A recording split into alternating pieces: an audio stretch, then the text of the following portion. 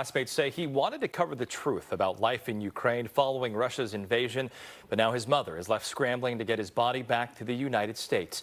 KTVU's Joey Horta joins us now with the latest on the effort to bring him home. Joey? And Greg and Christina, it's still unclear how the 41-year-old died. We spoke with a fellow journalist and friend who says that Cook was following his passion when he lost his life.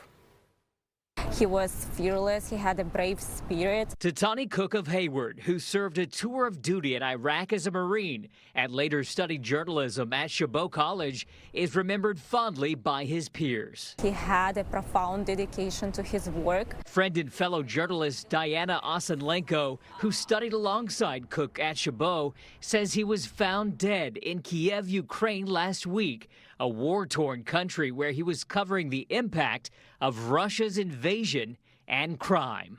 The last work he was working on was prostitution and drugs in Ukraine. Osenlenko believes he got caught up with the wrong people. He was afraid to stay at home the last night. Cook's mother, who is working with the U.S. Embassy to retrieve his body, says her son's death is considered suspicious. Posting online, Titawny believed that the story of suffering, devastation, and broken families should be reported and recognized.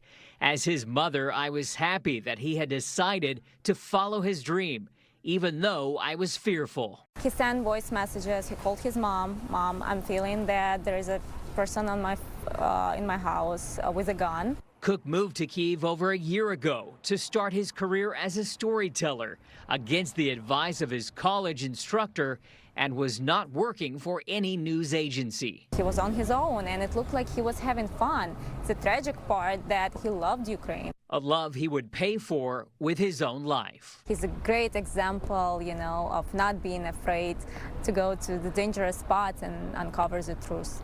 A U.S. travel advisory is in effect for Ukraine, warning Americans not to go there due to the active conflict. Now, we reached out to the U.S. Embassy there to learn more about how he died. We have not yet heard back.